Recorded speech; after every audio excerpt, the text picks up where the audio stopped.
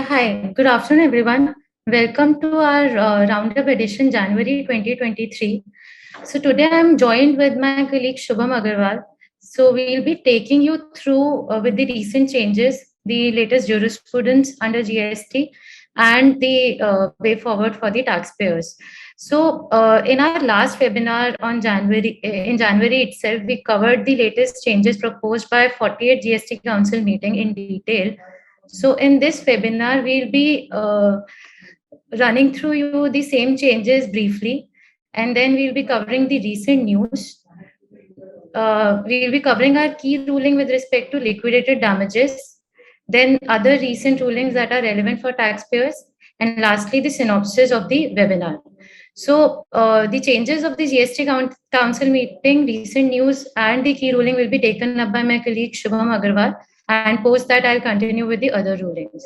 Over to you, Shubham. Thank you, Aasmee, and very good afternoon, everyone. So, starting with a brief of the recent changes made pursuant to 48 GST Council meeting. So, I will be discussing only the very relevant changes in a brief manner. So, starting with some notified changes, so which has been recently notified also. So, in CGST rules 37A has been inserted, which provides that where a supplier has not filed its GSTR 3B by the 30th September of the subsequent financial year, then the recipient is required to reverse its ITC by 30 November of that financial year. And whenever later on the supplier has filed its GSTR 3B, recipient can re-avail its ITC. Importantly, the timeline to avail ITC under section 16 will not be applicable on this re-availment. So let's understand this with the help of an example. So let's suppose an example where a supplier has issued an invoice to a recipient in the month of January 2023, and the return, that means GSTR 3B, is not filed by September 2024. So September 2023. So here in this case, the recipient is required to reverse its ITC in the month of November 23. And whenever later on the supplier will file its GSTR 3B, recipient can re-avail its ITC. Next changes. Basically, with respect to first change, it is important here to note that currently we are only complying with matching of GSTR 2B. That is, if supplier is filing GSTR 1 and the invoices are appearing in 2B, we take the credit. But there was a condition that payment of tax by supplier is also necessary. To implement that condition in more holistic manner, they have now come up with this rule which says that you also need to keep tracking that your supplier is filing GSTR 3B or not. If he has not filed till a particular date, as highlighted by Shubham, then you will have to reverse the credit. But whenever he files, we can re-avail the credit without any time limit. So yes, in a way, this is a restricting rule, but the condition of payment of tax was always there. This is just a rule that is providing the mechanism how that needs to be tracked, though it is not foolproof, because even if taxpayer is filing 3B, it is not guaranteed that tax on the supplies made to the recipient have been duly paid. So, however, the time limit in this has been granted quite for 2 years. It will be elongated to 2 years, because as highlighted by Shubham, the if supplier is not filing the GSTR 3B by September of next financial year in which ITC is availed, till that time you can avail the credit. Yes, Shubham. Thank you. So another change is a retrospective amendment in Rule 37. So Rule 37 is amended from 1st of October 2022 to say that in case payment is not made to the supplier within 180 days, then the recipient is required to proportionately reverse its ITC to the extent the payment is not made to the supplier. Another change is relating to exemption on RCM. So when on January 18, 2022, renting of residential dwelling to a registered person was made taxable, a confusion came in the industry. That suppose there is a proprietor who runs a proprietorship firm which is registered under GST, and that proprietor takes a residential property for rent for its personal use. So, as we know, under GST, registration is PAN based, and in the case of proprietorship firm, the same PAN of the proprietor will be registered under GST. So, the confusion came whether in this case the proprietor will be also liable to pay GST under RCM. So now a exemption is made in the service tax notification, which says that in this case, if the residential property was taken on rent by the proprietor for its personal use, then he will not be liable to pay tax. Another very important change is insertion of Rule 88C. So this Rule 88C provides that suppose in case in a month, there is a difference of tax liability declared in GSTR 1 and GSTR 3B, then how this will be taken up. This rule provides that in case of difference, a intimation will be issued by a GST department to the taxpayer. So in reply to that intimation, taxpayer is required to either pay the tax or submit a response within 7 days. So this difference will be intimated to the supplier if there is a difference exceeding a specified percentage. And importantly, that percentage is still not yet notified. And the another most important point regarding this rule is providing a manner where a difference in the self-assessed tax is recovered by the department. So in nutshell, this rule is providing a direct recovery mechanism. Importantly, corresponding changes in the recovery section 75 or the main section 39 has not been made in line with this rule. So because of this rule is also prone to challenge. So yes, in terms of Rule 88C, so this rule is only providing a mechanism that was already there. So recovery provision was already proposed in January 2022 by amending the section 7512 and adding an explanation to it that if there is a difference between GSTR 1 and 3B, then recovery can directly be made under section 79 and procedure of 73 and 74, that is issuance of show cause notice, etc., need not be followed. So this rule has been brought in to provide the mechanism that how such recovery will be made, and to also grant the opportunity of hearing by sending an intimation to the taxpayers. However, the important point here is that even the enabling provision under section 7512 is only a recovery provision, and the provision that levies the tax that itself creates the levy of this liability for difference between GSTR 1 and 3B is not there. Hence, through to that extent, the entire section 7512 explanation read with Rule 88C can be constitutionally challenged, that GSTR 1 and 3B difference cannot be recovered by the authorities by just inserting a explanation under section 7512. Coming to important clarification issue, the first clarification is regarding eligibility of ITC of IGST where the goods are transported outside India. So recently from 1st of October 2022, transportation of goods outside India by air has been made taxable. So in this case, suppose there is a transporter which is situated in India and the recipient of services, which is the transportation services, is also in India. So in this case, according to section 12(8), place of supply of this transportation services falls outside India, which is the destination of goods. So here a doubt arises whether ITC of this IGST, which place of supply is outside India, will be eligible to the recipient in India or not. So to clarify this doubt, a circular is issued which says that ITC of this IGST will be eligible to the recipient, and it also provides that the supplier, which is the supplier of transportation services, is required to report this liability in GSTR1 under foreign territory. The place of supply will be selected as foreign territory under Code 96. Another clarification is regarding e-invoicing. So e-invoicing was made exempt and e-invoicing was exempted for some sectors like banking, GTAs or insurance companies. So here a doubt was whether this exemption will be applicable at the entity level or this exemption is available to their core functions. Take an example. Suppose there is a bank which is also dealing in resale of the repossessed goods. So in this case, the doubt was whether exemption from e-invoice will be applicable for its banking activities only, or this exemption is also applicable for its sale of goods, sale of repossessed goods.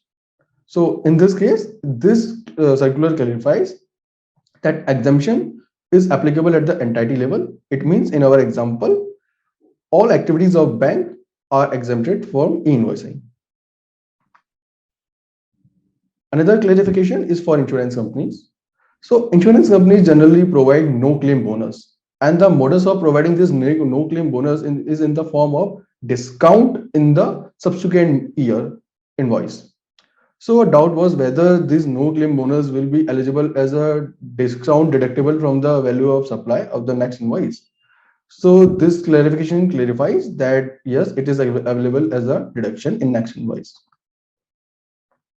Another very important clarification, it is a circular issued regarding verification of unmatched ITC for the financial year 2017-18 and 18-19. So we will discuss this clarification in a bit detail in later part. Now coming to some changes proposed by the 48 GST Council Meeting, which are yet to be notified or circular issue need to be issued. The first one is regarding taxability of high sea sales, merchant trading, and warehouse goods.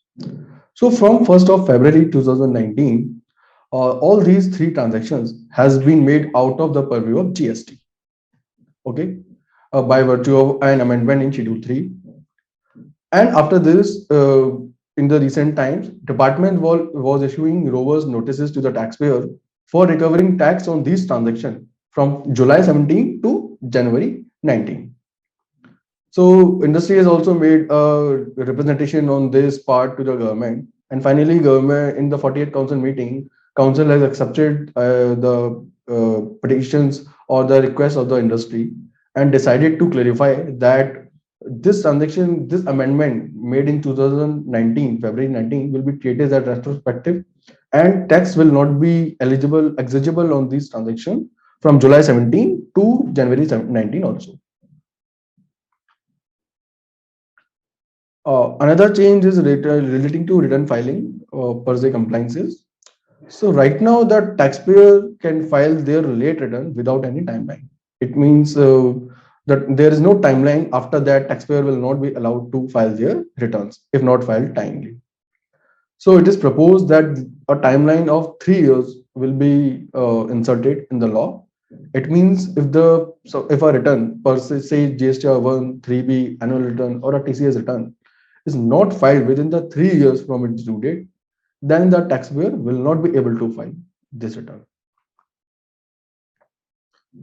Another most demanded change by the industry for decriminalization of offences under section 132. So it seems that the government has accepted the request of the industry, but partly only. So government has decided to decriminalize only these three offences which are mentioned under section 132. The first one is where a officer is obstructed from doing its duty. It may be during search, seizure, summon, or arrest proceedings. Another one is where the taxpayer has tried deliberately to tamper with any material evidence.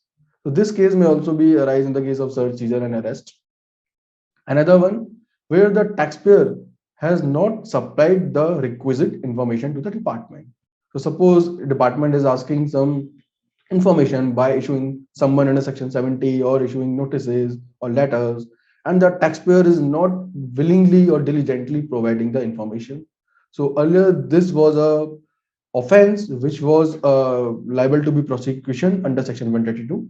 Now it is proposed that all these three offenses will be decriminalized.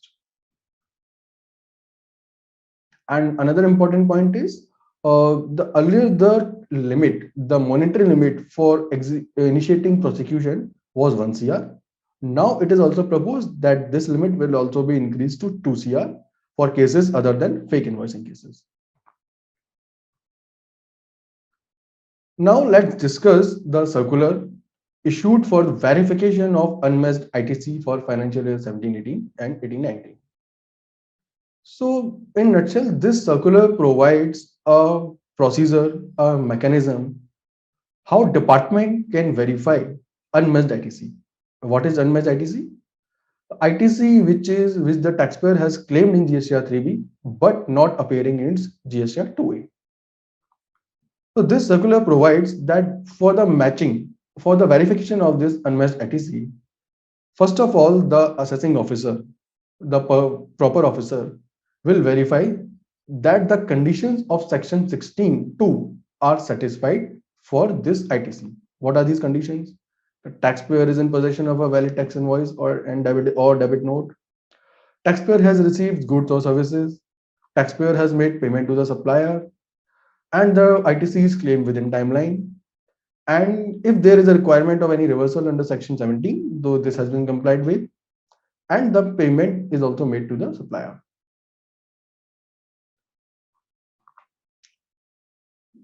Further, this circular provides that this circular will be applicable in following cases. What are these cases?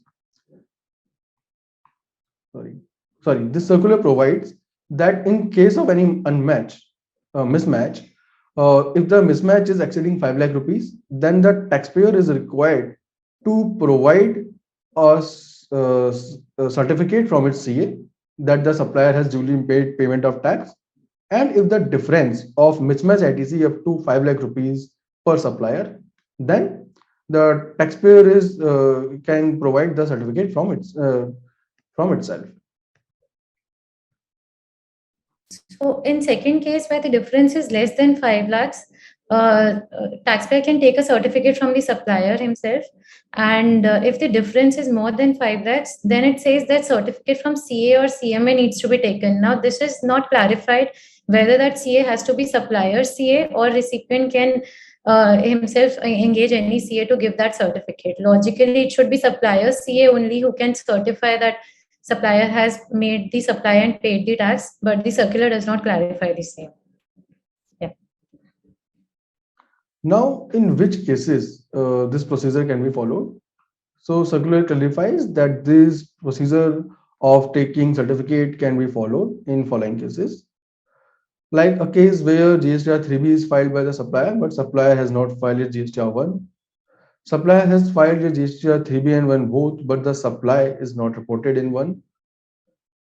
And the case where GSTR 1 and 3B are filed, but the supplier has reported the particular supply as B2C instead of B2B. Or a case where both returns are filed, but the supply is reported to wrong GSTN. Now, this circular is issued to clarify the mismatch. This circular is issued to initiate a process to verify the mismatch ITC. Interestingly, this circular is providing a very wide mechanism to take certificates from the supplier or CAs, but there is no such provision in the entire GST law to verify this ITC. Another important point is the requirement to verify ITC with GSTR 2A was first introduced from 1st of January 2022 by virtue of an amendment made in section 16(2). And this circular is providing that the verification is required for financial year 17-18 and 18-19 also. And the main pain point where the taxpayers are which the taxpayers are facing right now is relating to the fake invoices, ITC on leaked fake invoices, or the cases where the department is not able to trace the supplier. So department is issuing robust notices to the taxpayers that we are not able to trace your supplier. Please you pay the tax of ITC which we have availed. So it is very unlikely that the department will provide relief in these cases after this circular, because when the supplier is still not traceable, then the circular does not apply.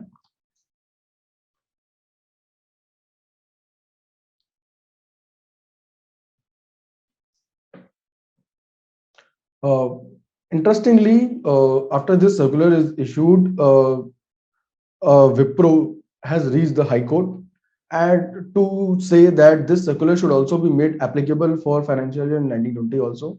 So recently in a judgment, High Court has provided that this circular will also be applicable for financial year 1920 onwards also.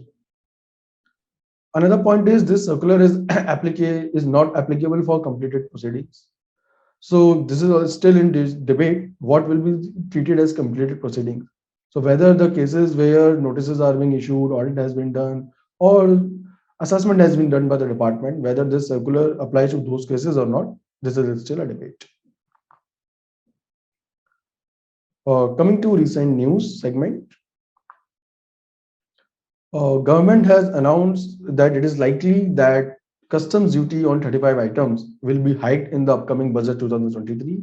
These items could be like electronic goods, heavy jets, helicopters, and plastic items, jewelry items, etc. Government has also clarified that there is no proposal to lower the threshold limit of invoicing. Currently, the threshold limit of invoicing is 10 CR. So it is coming from many sources that the government is willing to reduce this limit to 5 CR. So government has clarified that they are not going to reduce this limit to 5 CR. So it is in the news that the government is behind the online gaming companies. The government is bent on to recover tax from all online gaming companies, and they are also issuing notices to seek data. I will not say notices, letters to seek data from foreign online gaming companies. And recently, complete work from home is allowed from IT units which are located in SEZ. So it again can pop up a dispute that whether these places from where employees are working will be treated as their place of business and the services will be treated to be supplied from SEZ or not. And most recently, Mr. Piyush Goyal ji in a press conference has urged the industry to use the mover scheme at the most for the benefit of customs duties. And in recent GST Council, in the upcoming Council meeting to be held in February 23, it is expected that the agenda to bring tribunal into force will be discussed at large. Now coming to our key issue, refund of GST paid on liquidated damages in past.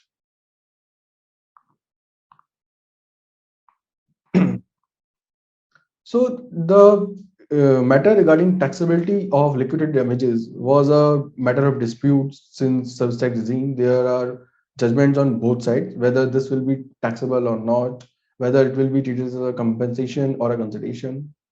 So recently, clarification has been issued on August 3rd, 2023 on this issue, where the circular provides that liquidated damages are not taxable. Like liquidated damages recovered for breach of contract or notice pay, or late payment charges, non-performance delayed, or performance penalty will not be taxable. However, this circular provides, on the other hand, that forfeiture of advance and cancellation charges will still be taxable. So, in our view, the last two examples, like forfeiture of advance and cancellation charges, will also be not taxable, and this circular is incorrect to that extent. So we have seen that this circular is issued in August 2022. Now the moot question is, what will be the fate of taxability of these transactions before August 2022? And what about the taxpayers who has paid tax earlier? So the question is whether this circular will be treated as having retrospective application. To we run a poll for this question on social media, and the results are very interesting. 57% of people say that yes, this is the circular have retrospective application. 36% says no, and 7% were not sure. So this issue traveled to Kerala High Court in case of Manappuram Finance Limited, where the petitioner filed refund application for GST paid on notice pay prior to August 22. Department denied the refund application, stating that this circular will not be having retrospective application and refund should not be allowed. But the High Court accepted the petition and said that the circulars are clarificatory in nature and they have retrospective application. Therefore, there was no tax from on notice pay transaction since inception of GST, and the refund should be allowed to the petitioner. Now let's see what other options after this ruling taxpayer can have to seek refund of the tax paid earlier. So, like this application, taxpayer can also file refund of the GST paid in past on notice pay and other liquidated damages. And for the current financial year 2023, since there is the taxpayers can also issue credit notes and take adjustment of the tax paid thereon. Now, I would like to hand over the session to Aasmee. Over to you, Aasmee. Yeah, thank you, Shubham, for covering the recent changes in detail and the key ruling. Now, I'll quickly cover the other rulings that have come up in December month that would be relevant for the taxpayers. So, first ruling has come up in the case of Sunny Jain by Delhi High Court. So, this case relates to the blocking of electronic credit ledger under Rule 86A. So, in this case, the taxpayer failed to pay to the supplier within 180 days of the invoice, and hence and thereby he did not also reverse the credit. So, the department went ahead by blocking the electronic credit ledger of the taxpayer, telling that it has availed the ineligible credit. Now, the court has said in this case that blocking of ECL is allowed only in specific situations that are governed by Rule 86A, wherein the ITC has been either fraudulently availed or is ineligible. Which are the specific cases? ITC availed on invoices issued by supplier who is non-existent, so basically fake invoices. Then ITC availed without receipt of goods or services. ITC availed on invoices against which GST is not paid to the government. The person who has availed the ITC is not found existent, and the recipient is not in possession of tax paying document. So if we see, all these cases are the cases where ITC is per se not eligible because of non-satisfaction of conditions of section 16, or it has been fraudulently availed. So the High Court has rightly said that in case of 180 days provision, the ITC is per se eligible at first place, and only on account of non-payment it is subsequently reversed. So Rule 86A will not get triggered, and electronic credit ledger cannot be blocked in these cases. So in our view, this judgment is correct. Next case is the Madras High Court case. This is a VAT case wherein the dealer under VAT Act filed for the refund, and it did not transition the VAT ITC balance credit under GST regime. So the department contested that dealer should transition the credit under GST regime through transfer only, and it cannot claim the refund.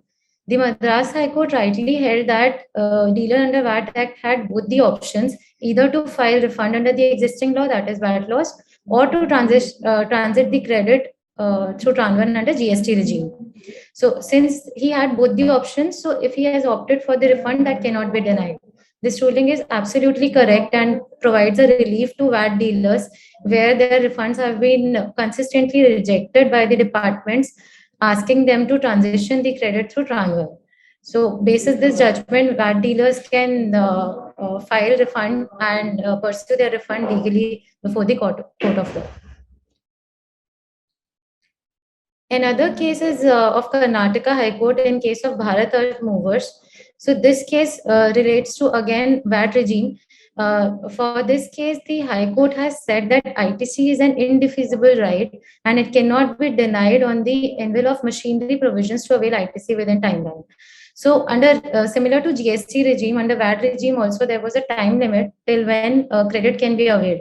So while constitutionally this timeline was challenged, and the High Court has held that just because of a timeline, which is a procedure, the indivisible right of the taxpayer, which credit cannot be denied. In our view, this judgment is incorrect because credit is not an indivisible right. It is a benefit granted by the department and the government, and government has enough powers to restrict it basis the timelines. And this provision has been tested multiple times before High Court and even Supreme Court. In the case of Osram Surya has held that government has right and power to impose timelines on the credit eligibility, and it can rightly do so. So to that extent, this judgment is incorrect, which says that basis the timelines, credit cannot be denied. Next case relates to a hire purchase transaction. So we ran a poll with respect to this issue, that whether hire purchase transaction is a supply of goods or services. So the answers are interesting. The 69% people says it's a service, 28% people say it's a goods, and 3% say they're not sure. In the case of Deccan Transport Leasing Private Limited, it's a AAAR ruling.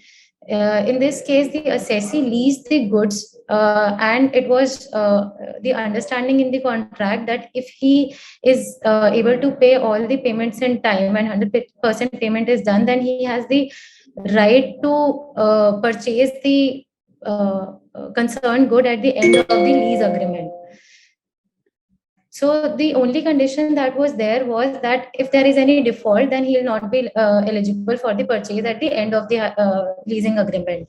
So in this case, the ruling authority, the appellate advanced ruling authority, held that since there was a condition that if there is a default, then the transfer would not be automatic, and for anything to supply as goods under entry number 1C of Schedule 2, the property should pass automatically, and unless and until there is an automatic transfer without any condition, then it should not qualify as supply of goods. Rather, it shall be supply of services, and thus taxable, because this was a case of import. So assessee was contesting that it should qualify under entry number 1C, and hence it should be exempt. However, it was held that it's a supply of services and it should be taxable. Here it is interesting to note that there are FAQs issued by CBIC in this regard, wherein CBIC has on multiple times clarified that hire purchase transaction qualifies to be a supply of goods transaction. This is because at the end of the hire purchase or lease agreement, the assessee has the right to purchase the goods. In this case also, the agreement was designed in a manner that if he qualifies to make all the payments in due time, then he shall purchase this concerned goods. So to that extent, basis detailed research, we've analyzed that basis the FAQ as well as the foreign jurisprudence, hire purchase agreements, even if there are certain defaults and at the end of the period, there is an option with the buyer whether to purchase the goods or not. In that case also, it has been held to be supply of goods. So to that extent, this judgment is incorrect when it says it's a supply of services. Interestingly, industry is following a varied approach in this case, because one important aspect that comes up is the time of supply in such cases. Because if it is held to be a supply of service, then the time of supply is basis the milestone of payments you do every year on the lease payments. However, if it is held to be supply of goods at the very first point of time when the goods have been given on lease, in that case, entire GST would have to be paid in for one go at the point of transfer of goods and not throughout the period. So that's an interesting issue, and that's why industry is taking varied approach in this case. Another case is with respect to, again, a AAAR in case of Sri Avantika. In this case, there was a project for constructing a building outside India. So the moot question was that when contract was entered into with an Indian entity, but however, the recipient was outside India, and there was a establishment of Indian supplier outside India. So whether the supplier would be considered as outside India or in India. So this ruling is rightly held that the supplier is the person with whom the contract is entered. So in this case, since the contract was entered with Indian entity, Indian registered GST person, so supplier would be held to be in India. And since supplier and recipient both were in India, place of supply as per Section 12 would be in India, and hence GST would be applicable. So even though in this case the building which was constructed was outside India, but because supplier and recipient were held to be in India, so the transaction became exigible to GST. This ruling is correct. Last ruling is with respect to canteen credit. So this Tata Motors case has went to appellate advance authority ruling, and thankfully basis this recent circular which has clarified that proviso to section 17(5)(b)(3) is also applicable to canteen credit. This ruling has admitted that credit is eligible on canteen services to the employer, because it is obligatory for employer under Factories Act to provide the canteen services to employee. However, one aspect that this ruling has highlighted is that ITC is available only with respect to the direct employees of the company and not the contractual labor. This is on the ground that GST Act talks about employees, that whether it is obligatory for the employer to provide canteen services to employees and not to the contractual labor. Interestingly, contractual labor under Factories Act also becomes the employees of the employer of the company, because company qualifies to be the principal employer of such contractual labor. And secondly, the Factories Act uses the word workers only and not employees. So to that extent, Factories Act and GST Act have to be read harmoniously to conclude that both direct employees as well as contractual employees would get covered under this, and benefit of canteen credit will be eligible in both the cases. So now coming to the synopsis that we have covered. First is there has been a rule that has been proposed and notified, that if supplier is not filing GST or 3B till a particular time, then recipient is required to reverse the credit and reavail whenever he files the 3B. Liberal verification with respect to financial year 17-18 and 18-19, that by providing certain certificates you can avail the credit even though it is not matching with GST or 2A or 2B. In the case of Wipro, interestingly, they have said that this circular should also extend to financial year 19-20 also, as similar situations existed at that time. So many taxpayers after this circular had this question that whether it is only applicable for 17-18, 18-19, or it can apply to 19-20. So this High Court has come to the relief for all those taxpayers, and we can also apply to High Court for its applicability on 19-20. Refund of GST paid on liquidated damages. We discussed that since the circular has clarified that GST is not applicable on liquidated damages, so for past period as well, we can file for refund or issue a credit note. VAT dealers have options to claim refund or transit credit. So all the VAT dealers whose refunds have been denied by the department, they can pursue their refunds and fight it before the court of law. Issue with respect to hire purchase transaction, whether it qualifies as supply of goods or services, is still maintained. In our view, it shall be supply of goods and not service. However, the industry is taking varied views. Lastly, the canteen ITC issues continues to receive varied rulings, and there have been now a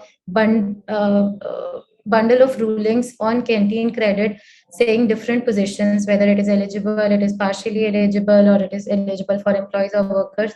So taxpayers need to take a confirmed call on this, whether to avail canteen ITC credit or not. In our view, the same is eligible. Thank you, everyone. Thank you for joining in. We'll see you in our next roundup in February 2023 edition.